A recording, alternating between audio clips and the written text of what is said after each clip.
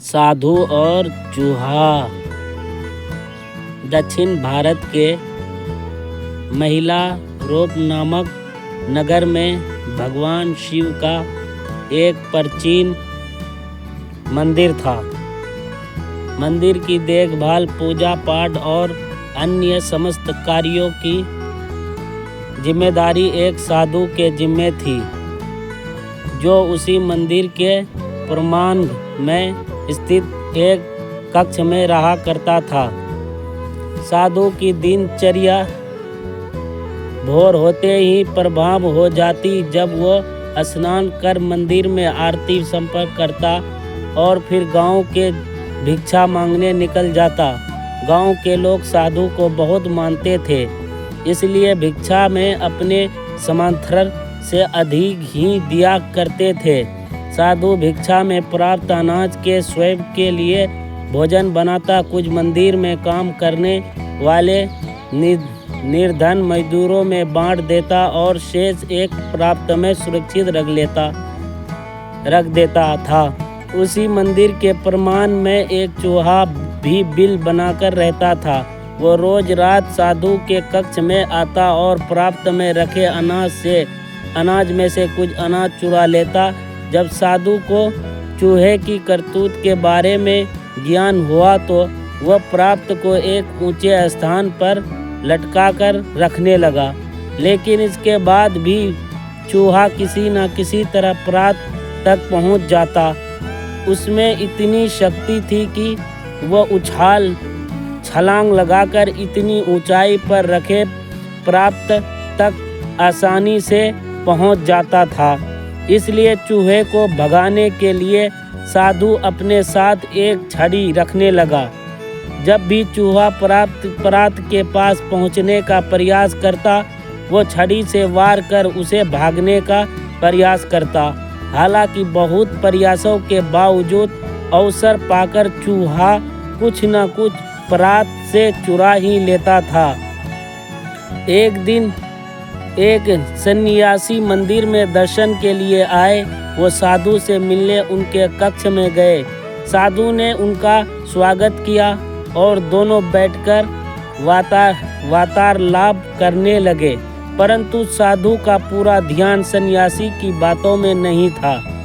वह हाथ में छड़ी पकड़े हुए था और उससे बार बार जमीन को ठोक रहा था। अपनी बातों के प्रति साधु का वीरतक भाव देख सन्यासी क्रोध हो गए और बोले, प्रतीत होता है कि मेरे आगमन से तुम्हें कोई प्रसन्नता नहीं हुई। मुझसे भूल हो गई जो मैं तुमसे मिलने आ गया। अब मैं कभी यहाँ नहीं आऊँगा। सन्यासी का क्रोध देखकर साधु क्षमा मांगने लगा। क्षमा गुरुवर, क्षमा। मैं कई दिनों से एक चूहे से परेशान हूँ, जो रोज मेरे द्वारा भिक्षा में लाए अनाज को चुरा लेता है।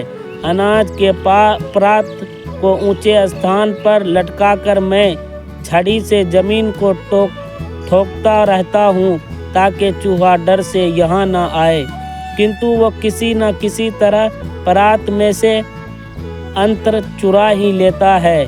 उस चूहे के कारण मैं आपकी ओर तुरंत ध्यान नहीं दे पाया, क्षमा करे।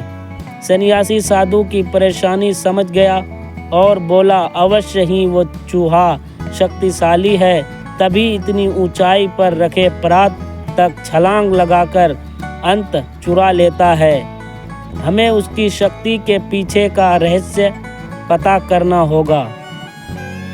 शक्ति का रहस्य? साधु बोला, हाँ, उस चूहे ने अवश्य कहीं अनाज संचित कर रखा होगा। वही उसके आत्मविश्वास का कारण है। उससे ही उसका भयहीन है और शक्ति का अनुभव करता है और इतना ऊंचा कूद पाता है। साधु और सन्यासी इस निष्कर्ष पर पहुँचे कि किसी भी तरह चूहे के बिल को ढूंढना होगा। और उनके अनाज के भंडार तक पहुंचना होगा। अगली सुबह दोनों ने चूहे का पीछा करने का निश्चय किया। प्राप्त दोनों चूहे का पीछा करते हुए अगले उसके बिल के प्रवेश द्वार तक पहुंच गए। सन्यासी ने साधु से कहा, इस बिल की खुदाई करो। साधु ने कुछ मजदूरों को बुलवाया। फिर उस समय जब चूहा बिल में नहीं था, मजदूरों द्वारा बिल की खुदाई की गई। खुदाई में वहां अनाज का विशाल भंडार मिला, जो चूहे द्वारा चुराकर वहां एकत्रित किया गया था। सन्यासी के कहने पर साधु ने वह सारा अनाज वहां से हटवा दिया। इधर जब चूहा अपने बिल में लौटा तो सारा अनाज नदारत देख दुखी हो गया। उसका सारा आत्मविश्वास चला गया। कुछ दिनों तक वो साधु के प्रात में से अनाज चुराने नहीं गया। किंतु वह कब तक भूखा रहता। एक दिन अपना आत्मविश्वास बटोर कर वह साधु के कक्ष में गया और वहां छत पर लटके अनाज के परात तक पहुंचने के लिए छलांग लगाने लगा, किंतु उसकी शक्ति छीन हो चुकी थी। कई बार छलांग लगाने पर भी वह परात तक पहुंच नहीं पाया।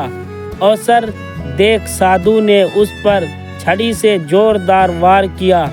चूहा किसी तरह अपने प्राण बचाकर घायल अवस्था में वहां से भागा। उसके बाद वो कभी ना मंदिर गया, ना ही साधु के कक्ष सार। साधन संतृप्त व्यक्ति में अपने संसाधनों के कारण उच्च आत्मविश्वास और आत्मबल होता है, किंतु संसाधनों का अभाव उनका आत्मविश्वास और आत्मबल छीन कर देता है और वो कमज़ोर पड़ जाते हैं। इस स्थिति में उन पर निरंतर प्राप्त करना और उन्हें पराजित करना पाना सरल हो जाता। दोस्तों, वीडियो अच्छी लगी हो तो वीडियो को लाइक कीजिए और मेरा चैनल किस्सा टॉप को सब्सक्राइब कर लीजिए। वीडियो देखने के लिए आप सबका बहुत बहुत धन्यवाद।